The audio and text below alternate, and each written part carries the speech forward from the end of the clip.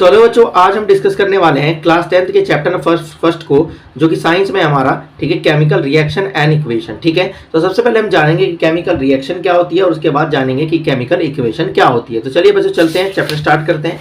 ठीक है, तो सबसे पहले हमारे पास, ठीक है, हम जानेंगे कि केमिकल रिएक्शन क्या होती है। तो कहता है यहाँ पर डेफिनेशन में, the process in which new substance with new property are formed. कह रहा है एक ऐसी प्रोसेस जिसमें एक नया सब्सटेंस बनता है एक नई प्रॉपर्टी के साथ, ठीक है, आर फॉर्म्ड फ्रॉम वन और मोर, ठीक है, सब्सटेंस, एक या एक से ज्यादा सब्सटेंसेस से, ठीक है, that is called chemical reaction. या आप देख सकते हैं कहीं पर भी अगर कोई प्रोसेस हो रही है और उस प्रोसेस में एक थर्ड सब्सटेंस क्या हो रहा है, ठीक है, फॉर्म्ड हो रहा है और एक नई प्रॉपर्टी के साथ हो रहा है, तो उसे हम केमिकल रिएक्शन कहेंगे। ठीक है बच्चों, जैसे कि आप देख सकते हैं यहाँ पर हमारे पास, ठीक है, ये कार्बन है, ठीक है, और ये हमारा ऑक्सीजन है। ठीक है, कार्बन जो है हमारा सॉलिड स्टेट में होगा, ऑक्सीजन जो है हमारा वो गैस स्टेट में होता है, लेकिन कार्बन डाइऑक्साइड जो होती है हमारे पास यहाँ पर ये गैस स्टेट में होगी, और जो कार्बन डाइऑक्साइड की प्रॉपर्टी होगी वो बिल्कुल इन दोनों प्रॉपर्टी से बिल्कुल अलग होगी। तो इसे हम कहेंगे केमिकल रिएक्शन कहेंगे बच्चों। ठीक है, तो हमारे पास, ठीक है, अब केमिकल रिएक्शन के अंदर, ठीक है, I hope chemical reaction definition आपको समझ में आ गई होगी। अब केमिकल रिएक्शन के अंदर दो पार्ट होते हैं,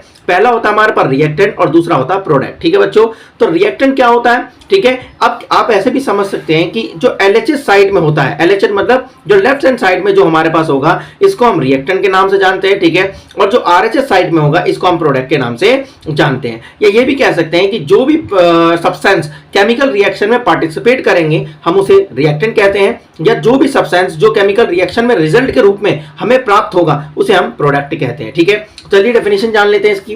कहता है the substance in which take a part in a chemical reaction. कह रहा वो सब्सटेंस जो केमिकल रिएक्शन में भाग लेता है, अगर take part in a chemical reaction are is called reactant, हम उसे रिएक्टेंट कहते हैं। ठीक है बच्चों, देन उसके बाद बात करते हैं प्रोडक्ट की। तो कहता है the substance which are formed in a chemical reaction. कह रहा है यहाँ पर वो सब्सटेंस जो केमिकल रिएक्शन में बनता है आगे सामने, ठीक है, उसके रिजल्ट के रूप में, ठीक है, दैट इज कॉल्ड द, ठीक है, प्रोडक्ट, हम उसे प्रोडक्ट कहते हैं। ठीक है, अब यहां पर हमारे पास अगर आपको मैं छोटा सा एग्जांपल दूं, जैसे कि आप अगर चाय बना रहे हैं तो चाय में जो भी आपकी सामग्री यूज होगी, ठीक है, जो भी आपके मटेरियल इंग्रेडिएंट्स यूज होंगे वो आपके रिएक्टेंट होंगे, और चाय जो होगी बनने के बाद, जो तैयार होने के बाद जो चाय होगी वो हमारा प्रोडक्ट होगा बच्चों। ठीक है, जैसे कि आप दही बनाने के लिए आप सॉल्ट एंड उसके बाद मिल्क का यूज करते हैं, तो सॉल्ट एंड मिल्क हमारा रिएक्टेंट है और दही जो होगी हमारी वो आगे ऑटोमेटिक प्रोडक्ट होगी। ठीक है, तो आई होप आपको समझ में आ गया होगा। ठीक है, अब यहाँ पर केमिकल रिएक्शन के, ठीक है, डेली टाइप के कुछ एग्जाम्पल्स है। कहता है डाइजेशन ऑफ फूड, हमारे खाने का पचना केमिकल रिएक्शन का, ठीक है, एग्जांपल है।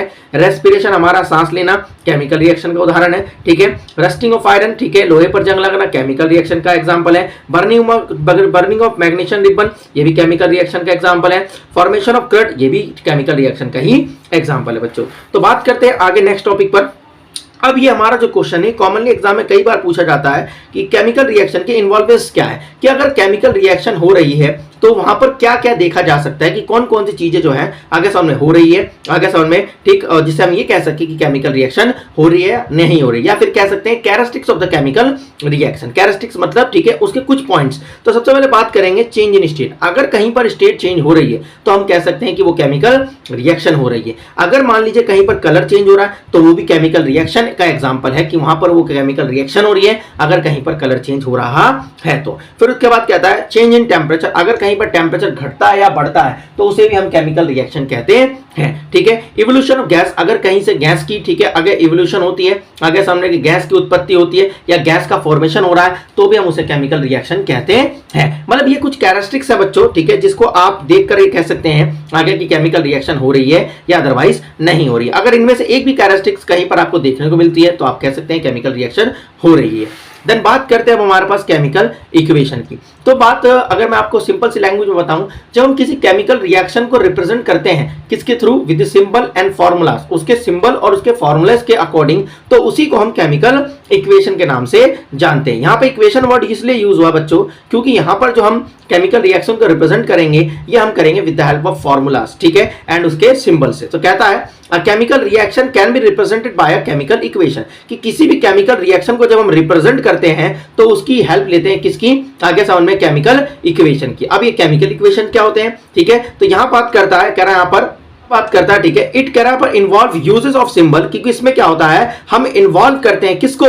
ठीक है बच्चों, सिंबल्स को ऑफ एलिमेंट, एलिमेंट के सिंबल्स को, और केमिकल फॉर्मूलेज को हम क्या करते हैं, इन्वॉल्व करते हैं, ऑफ रिएक्टेंट, उसके रिएक्टेंट में एंड उसके प्रोडक्ट में, with the mention of physical state. अगर आपको समझ में ना आया हो तो एग्जांपल से आप यहां पे समझ सकते हैं, ठीक है बच्चों, देख सकते हैं आप यहां पर, ठीक है, जैसे कि मैंने बताया था कार्बन का सॉलिड स्टेट है और यहाँ पे ऑक्सीजन का गैसेस स्टेट है, कार्बन डाइऑक्साइड जो है हमारे पास यहाँ पे गैसेस स्टेट में, तो ये हमारे पास क्या उसकी फिजिकल स्टेट्स हैं और ये उसके सिंबल्स है, कार्बन का सिंबल सी, ऑक्सीजन का सिंबल ओ एंड उसका कार्बन डाइऑक्साइड का सिंबल CO2, ठीक है, तो ये उसके क्या है सिंबल्स है और ये उसकी फिजिकल स्टेट्स है, तो ये हमारी है केमिकल इक्वेशंस, ठीक है बच्चों, ठीक है। उसके बाद बात करते हैं, अब हमारे पास अगर केमिकल इक्वेशन हमें रिप्रेजेंट करनी है तो हम किस किस चीज को, ठीक है, आगे इंक्लूड करते हैं, the necessary condition such as temperature, हम टेम्परेचर को इंक्लूड करते हैं, प्रेशर को इंक्लूड करते हैं, एनी कैटलाइज को यूज करते हैं, should be written on arrow, और ये चीजें एरो के ऊपर लिखी जाती है between reactant and product, reactant और प्रोडक्ट के बीच में। आई होप आपको वीडियो पसंद आई होगी, वीडियो पसंद आई तो चैनल को सब्सक्राइब करें, लाइक करें एंड ज्यादा शेयर करें। पार्ट 2 में हम टाइप्स ऑफ केमिकल रिएक्शन को डिस्कस करेंगे बच्चों। Thank you.